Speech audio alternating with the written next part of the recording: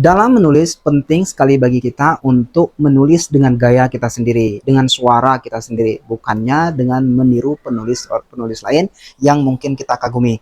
Nah, pertanyaannya adalah apakah kita sudah menulis dengan suara kita sendiri atau menulis dengan gaya kita sendiri?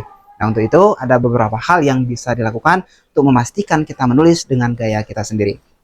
Yang pertama, menulislah seperti kita berbicara seperti ini. Jadi jangan pula menulis seperti kita sedang menyalin buku pelajaran. Melihat buku pelajaran ada tulisan yang bagus terus kita tiru.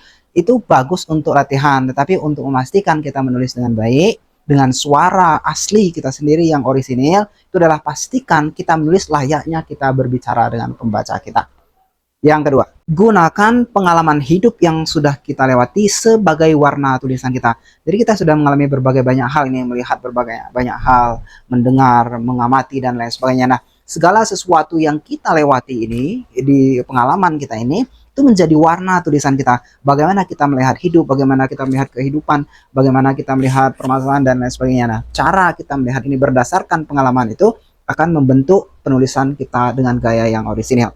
Kemudian yang ketiga, jika kita menulis, kemudian kita membacanya dan terasa itu bukan tulisan kita, maksudnya itu seperti orang lain, maka tulis kembali. Tulis kembali sampai itu terasa benar-benar kita yang berbicara, benar-benar diri kita yang berbicara dan berkomunikasi kepada pembaca. Karena seringkali ketika kita mengagumi seorang penulis dan kita mengikutinya, nah kadang-kadang tulisan kita itu terdengar bukan seperti suara kita, tapi suara orang lain yang kita kagumi tersebut. Kemudian yang keempat, gaya penulisan yang kuat itu lahir dari latihan terus-menerus secara konsisten dan disiplin, bukan dari teori. Jadi misalnya ketika saya menyampaikan menulis harus begini, A, B, C, dan D, dan lain sebagainya, saya tidak pernah melakukannya dan melatihnya, maka ini sama dengan omong kosong.